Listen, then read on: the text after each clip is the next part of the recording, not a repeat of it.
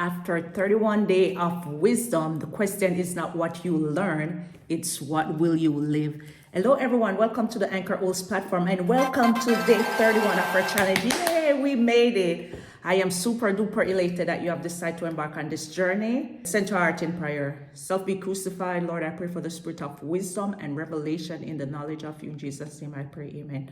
Are you ready to finish? Let's go. Word of King Lemuel, the words of King Lemuel, the prophecy that his mother taught him. What my son, and what the son of my womb, and what the son of my vows. Give not thy strength unto woman, nor thy waist to that which destroyeth. As with Agur, in Proverbs 30, we don't know that anything about King Lemuel. This name, Lemuel, means belonging to God. And this was no king of Israel or Judah with this name. So either he was a foreign king or it is a pen name for the author. According to Jewish legend, speculation exists and proposes that Lemuel, the one belonging to God, was Solomon himself, and that the mother here is Bathsheba. The sense is that an excessive sexual interest in woman wastes a man's strength. Even the wisest King Solomon himself was destroyed as he gave his strength to a woman. Assignment number 1 is to read 1 Kings 10 and verse 1 through 10. And Solomon's father, King David, he also suffered tragically when he gave his strength to woman. And you can read that in 2 Samuel 11 and chapter 12 as well. This could also refer to a vow the mother made before getting pregnant, something along the line of, if you give me this child, I will teach him about God. And this was probably not an uncommon practice. One example we can see can be found in 1 Samuel 1 and verse 11. A man's strength is in his discernment, the stewardship of his own character. Throughout all of Proverbs, there is a clear invitation to choose the path of wisdom over the path of foolishness.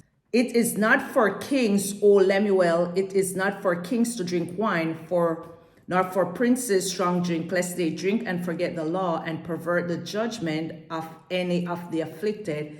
Give strong drink unto him that is ready to perish, and wine unto those that be of a heavy heart. Stimulants pervert the heart and do not suit rulers who need clear and steady minds and well-governed affection. Being a leader means some level of position and power and authority. Indulgence leads to unrighteous decision against the poor. And if you indulge yourself in woman and wine, or will you be able to use your position and power to protect and benefit those you lead? As any young child knows that when a parent addresses their child by name, it is because they mean business. You're in big trouble. The mother gives Lemuel 2 examples of how drink can harm efforts of the king. The first is they will drink and forget what is decreed, as well as the maker of law, making reference to God. And King Lemuel's mother is suggesting that strong drink can poison one's life and lead them down a wrong path. So she suggests the drinking be left to those who are already on path. Give strong drink to him who is perishing. Let him drink and forget his poverty and remember his misery no more. Open thy mouth for the dumb in the case of all such as are appointed to destruction. Open thy mouth, judge righteously, and plead the cause of the poor and needy. The point of the mother appears to be making is that addictive behavior belongs far from the king and miles from one striving to do good and steward an impact on the world. If you want to live a constructive life, then stay away from drugs, alcohol, stimulant, those things that are not good for you. The mother advocates servant leadership in a few ways. The first is to open your mouth and plead the cause of the mute, the one who cannot speak, for the right of all the unfortunate, such as the widow, the fatherless, the stranger. As king, a person with influence, Lemuel will not only be able to speak on behalf of those who are in need, He will also be able to pass judgments. She wants her son to judge righteously, do not go out of bounds of what is right. Who can find a virtuous woman? For her price is far above rubies. The heart of her husband doeth safely trust in her, so that he shall have no need for spoil. She will do him good and not evil all the days of her life. The virtuous woman is similar in comparison to Lady Wisdom. Wisdom itself is also described as being more valuable than rubies, as we have seen in Proverbs 3:15 and Proverbs 8 verse 11. Precious gems like ruby are both rare and valued. A virtuous woman is a crown to her husband, but she that maketh ashamed is a rottenness in his bone. Proverbs 12 verse 4. The virtuous wife not only has the trust of her husband, but it is safely given to her. Her character is trustworthy, filled with integrity. She will speak, act, and live with wisdom, and therefore God's blessing will be on their home. He will have no lack or gain. She seeketh wool and flax, and worketh willingly with her hands. She is like the merchant ships, she bringeth her food from afar. She riseth also while it is yet night, and giveth meat to her household, and a portion to her maiden. The virtuous woman know how to seek and find things that are necessary, resources for her family and her home. And the virtuous wife is not proud and does not think that working with her hands is beneath her. She works in simple and practical way for her family and her home, and also for her maiden. She considered a field and buyed it. With the fruit of her hand she planted a vineyard.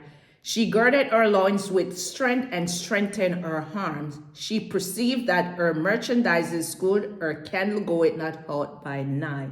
And it said in verse 19, she laid her hands to the spindle, and her hands hold this staff. She stretched out her hand to the poor, yea, she reached forth her hands to the needy. So verse 17 to 20 lists her strength and compassion. Example of these you can see with Sarah. This is going to be your assignment number 2, to read Genesis 18 verse 6 through 8. Also it made mention of Rebecca, Genesis 20, 18 to 20. And Rachel in Genesis 29 verse 9 to 10. So that's your assignment. This demonstrates that women of high social rank and wealth are not above manual, even menial labor. The virtuous wife is more than a skillful homemaker or manager. She is also a woman of great compassion. She cares for and helps both the poor and needy, doing more than throwing money to them, but she actually draws near to them and extends her hand and reaches out to those in need. She is not afraid of the snow for her household, for all her household are clothed with scarlet. She maketh herself covering of tapestry, her clothing is silk and purple. Her husband is known in the gate when he sitteth among the elders of the land. This virtuous wife has the wisdom, diligence, and preparation to ready her household for all kinds of challenging and adversity. Her fear of the Lord and wisdom that flow from it invites God's blessing, even being able to clothe all her household in prestigious scarlet, just like we see scarlet used into the building of the temple. In 1 Peter 3, verse 3 to 4, Peter reminds us, whose adorning, let it not be outward adorning of plaiting the hair and of wearing of gold or of putting on of apparel, but let it be the hidden man of the heart, in that which is not corruptible, even the ornament of a meek and quiet spirit, which is in the sight of God of great price. And that is how you see those are the characters that this virtuous woman she displayed. She maketh fine linen and selleth it, and deliver girdles unto the merchants. Strength and honor are her clothing, and she shall rejoice in time to come. She openeth her mouth with wisdom, and in her tongue is the law of kindness. This is an extension of earlier praise. The wife was gathering supply, wool and flax for garment in verse 13. And now you see her working on production in verse 19. This seems to be a business venture all her own. She is one who makes and sells her products. And there are innumerable noble outcomes from a person of this caliber. Here is one, and she smiled at the future. The excellent wife is not afraid of the future. She is hopeful and optimistic. All of these noble characters leak out of the excellent wife. She opens her mouth and wisdom spew out of it. She looketh well to the ways of her household, and eateth not the bread of idleness. Her children rise up and call her blessed, her husband also, and he praised her. Many daughters have done virtuously, but thou excellest them all. As a faithful guardian, the virtuous wife is observant of her family and their ways. The choice to watch so carefully means that she does not choose to eat the bread of idleness. A woman of such character and wisdom rightfully receives the blessing and praises of her family. Both her children and her husband not only see, but also speak of the blessedness of the woman who brings such a blessing to their household. And this is not only a description of the virtuous wife, but also an exhortation to children and a husband to bless and praise the mother and wife of godly character. 29, it said, many daughters have done well, but you have excelled them all. These are the words of the husband as he praises his wife with words that encourage, nourish, and reward her. I have got the best wife. So the best wife award go to this virtuous woman. And children, we have the best mom. So just as the father said he have the best wife, then the children, they give her the accolades that we have the best mom. Favor is deceitful and beauty is vain, but a woman that feareth the Lord, she shall be praised. Give her of the fruit of her hands, and let her own work praise her in the gates. We interrupt this broadcast to bring you our wisdom nugget for the day, brought to you by our kind sponsor, no other than King Solomon. And it's going to be verse 31. Favor is deceitful and beauty is vain, but a woman that feareth the Lord, she shall be praised. We know that the passing of nature of outward beauty and deceitful nature of manipulative charm. In contrast, a woman who fears the Lord has beauty that does not pass and charm that does not deceive. Charm is deceitful because it gives a false representation of the person, being oftentimes a cover to a most deformed soul and to many evil and hateful qualities. And charm and beauty are not bad.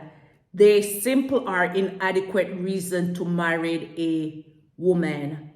The young man should first seek a woman who fears the Lord. Proverbs begin with a strong connection between wisdom and the fear of the Lord. Proverbs 1:7, the fear of the Lord is the beginning of wisdom. And here we see in the concluding chapter, or here the collection ends, describing the virtuous wife as filled with the wisdom, beauty, and charm that marks a woman who fears the Lord. This virtuous woman will be rewarded by God because she has the fear of the Lord, which is the beginning of wisdom. She fears and rewarded by what she has accomplished for her family and herself as they publicly speak of her godliness and wisdom.